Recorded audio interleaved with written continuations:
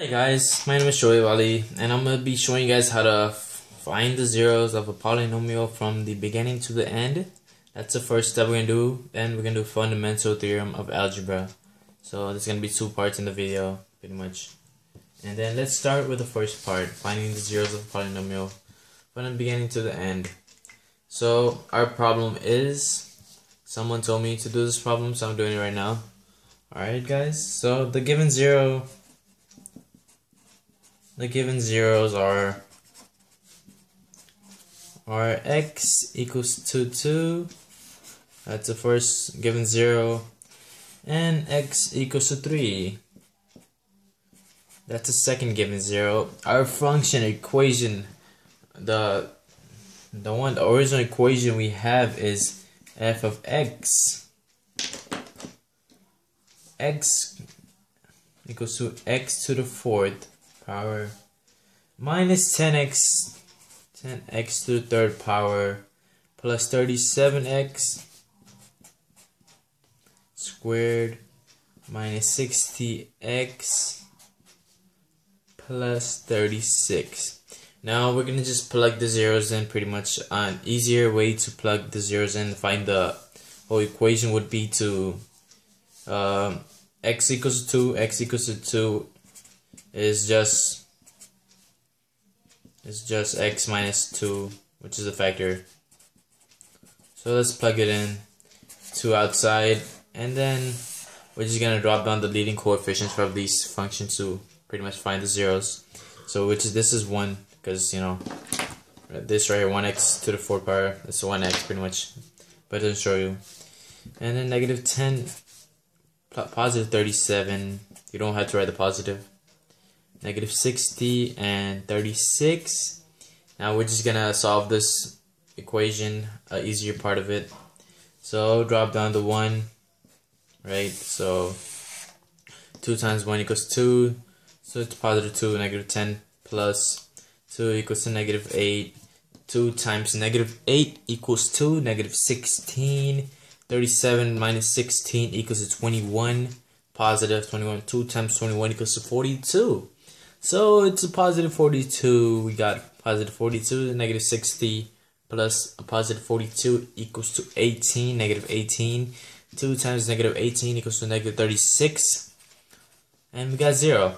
So if we didn't get 0 right here, that would have meant we did something wrong. But we got 0, so that means we did something right. We did the equation right. So now we're just gonna get this one.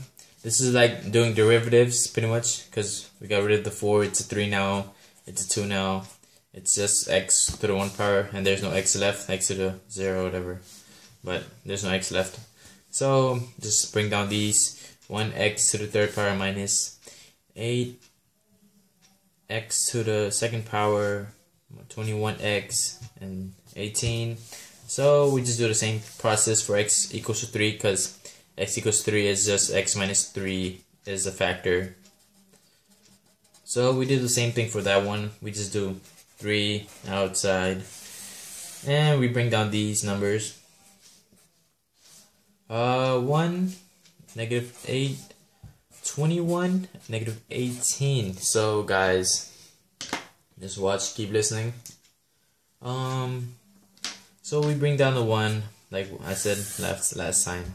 3 times 1 equals positive 3, negative 8 plus 3 equals to negative 5. 3 times negative 5 equals to negative 15. So negative 15, 21 minus 15 equals to 6. So 3 times 6 equals to, tell us guys, what is 3 times 6? Yes, 18. Thank you, you guys know, finally. 18, 0, so that's right. So let's move on to the next step.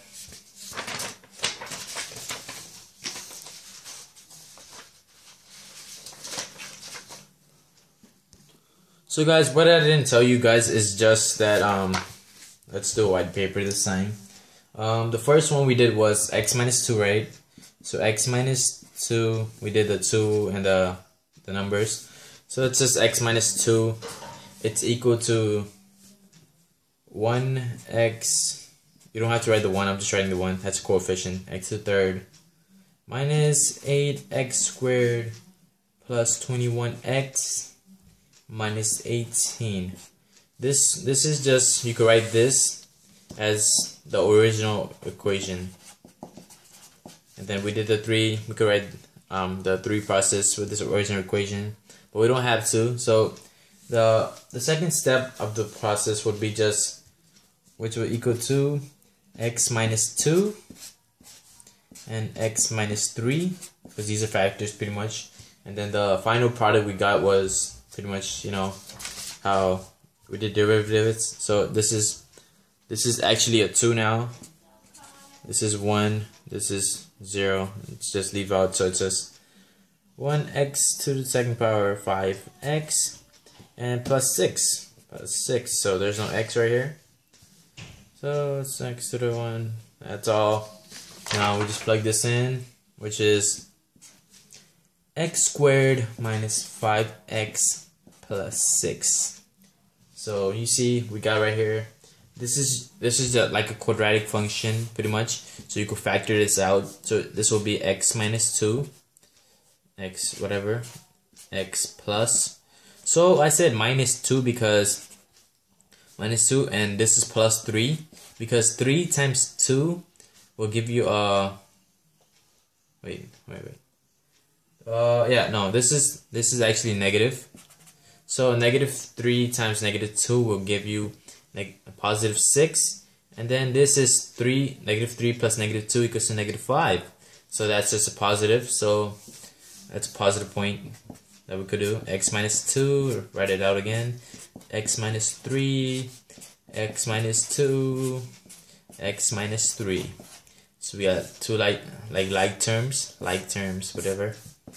So we have equals to x minus 2 squared, x minus 3 squared. So the zeros are just plus 2. So 0, you know, equals to 0 right here. So the zeros are x equals to 2. This is a proven fact because this was the 0 we were given. And x equals to 3. So these both of the zeros that we were given have been proven that are right. So you know the multiplicity I said in the last video that I made, and I'll tell you. So the multiplicity of these two numbers are just the exponents, the polynomial or whatever. Polynomial will be this one right here, but the exponents outside are the multiplicities. So these are 2. 2 is the multiplicity of both numbers pretty much. So this is our, show you right here. This is our just the regular one we just did right now, finding the zeros. Now I'm going to tell you guys how to find the fundamental theorem of algebra. So guys, we have completed the finding the zeros. So let's check. Now we're going to do this one right here, fundamental theorem of algebra. So let's just start right now real quick. So fundamental theorem, let's do it this way, paper. Fundamental theorem, fundamental theorem of algebra. The complex numbers,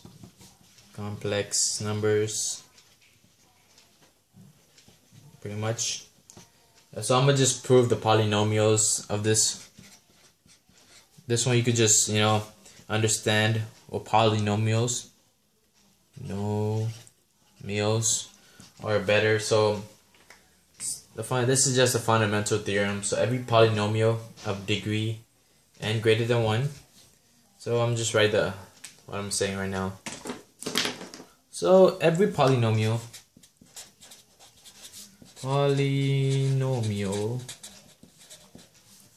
of degree if degree n is greater or equal to 1 has exactly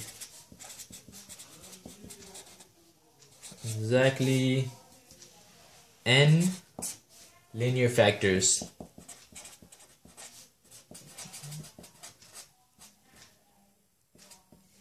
So let's do an example pretty much of this fundamental theorem. So let me choose example f of x f of x, g of x, h of x, it's all the same thing. It's just y equals to x squared minus 4 equals to 0.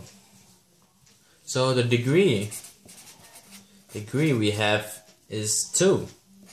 So that means if n is greater than 1, so we have n linear factors. So this is 2. So we're going to have 2 n's, 2 linear factors. So n equals to 2. Also, let's just plug in some points pretty much. So I'll make x1, x2. So we're going to 2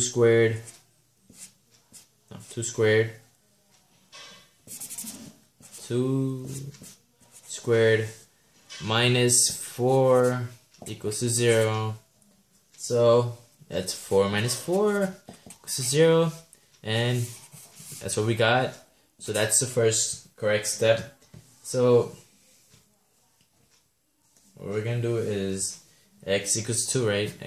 We said x equals to 2, right? And then what if we plug in negative 2? What would happen if we plug in negative 2? So if x equals to negative 2, it will just be negative 2 squared minus 4 equals to 0. So we got negative 2 squared equals to 4. That's the same thing. 4 minus 4 equals to 0. So this fact is proven too, that x equals to negative 2 and x equals to 2. So you can plot this in a graph if you want, but this is just the fundamental theorem, and I have just proven that this is the fact of the fundamental theorem. Thank you guys, and this is all for today. Gracias. My signature again. If you like these videos, comment, subscribe, anything you want, guys, and then tell me what you think about it. Thank you.